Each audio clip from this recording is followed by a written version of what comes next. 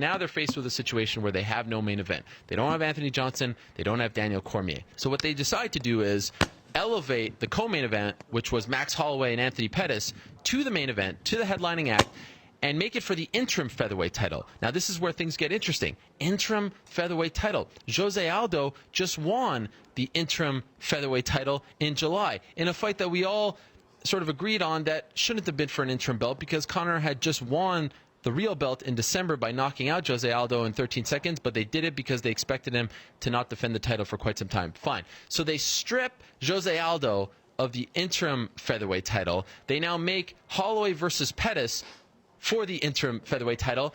They strip Conor McGregor of the real belt, and they make Jose Aldo the real champion.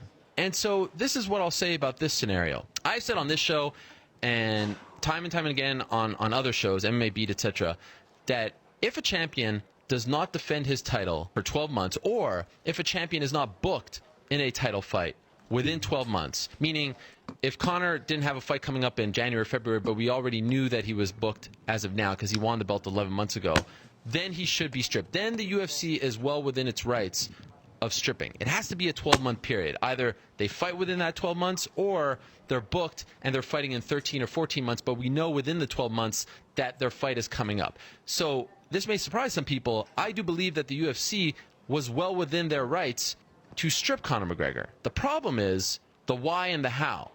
The why is a big issue. If Daniel Cormier did not get injured, Monday morning we're sitting here talking about Conor McGregor as the featherweight champion. Daniel Cormier's injury led to Conor McGregor getting stripped. That alone just tells you all you need to know about this scenario. That alone tells you that this doesn't make sense. Daniel Cormier's injury should have nothing to do with the featherweight division. So that's the why. They stripped Conor McGregor because Daniel Cormier got injured, and they needed something to headline this pay-per-view in Toronto on December 10th. It also tells you two other things, that the UFC doesn't have the confidence in the likes of Max Holloway and Anthony Pettis, which, by the way, we should all be very happy for those two. They're getting more money just because they're fighting for a belt. Fake or not, interim or not, they're getting paid, so I'm very happy for them.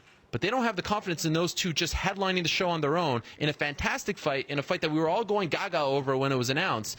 25 minutes of those two going toe-to-toe should be enough if you promote them the right way, if you get people emotionally invested in these fights. But they don't do that enough because they have too many cards, and they don't have enough time to do that. So they say, okay, we need to make it for a belt, but we can't make it for the real belt because Conor's the real champion, and Jose just won this interim belt, so let's make Jose the interim, go from interim to real, so that we can make this fight at least for a belt, so that will then trick the audience into thinking that this is a big deal. That's part two here. They don't have enough confidence in your ability to recognize that this interim belt that they are instituting now, the second one, is nothing more than just a Fugazi belt. It's not a real belt. It's just a promotional prop that they're putting in there to hope that they hope that will increase the pay-per-view buys. So they're doing this.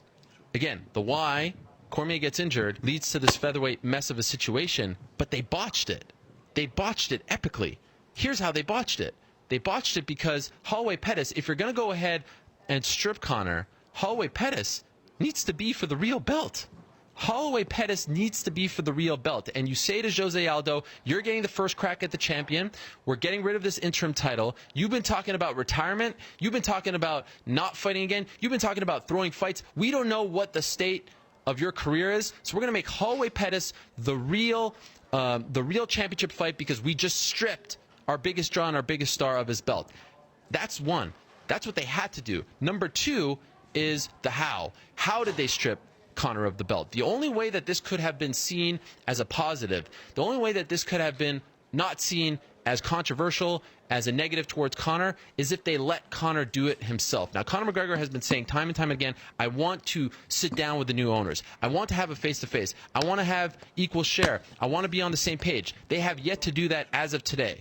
And so they trot out their announcers to say Conor McGregor has relinquished the title. He never agreed to that. And all that it has done is it has empowered him even more so than ever before. Now he has turned into a sympathetic figure. Now he has turned into someone that has been disrespected by his employer. Now he has turned into someone who has been wronged by his employer. And he has only become more powerful and more popular as a result. Conor McGregor has proven in 2016, above all, that he doesn't need a belt to be a big draw, to be the biggest star in the sport. So in the end, this doesn't really matter to him. He's still going to walk around with those 2 titles. He's still going to say, look, I beat this guy in 13 seconds. I beat this guy in 15 minutes back in, 2014, Max Holloway.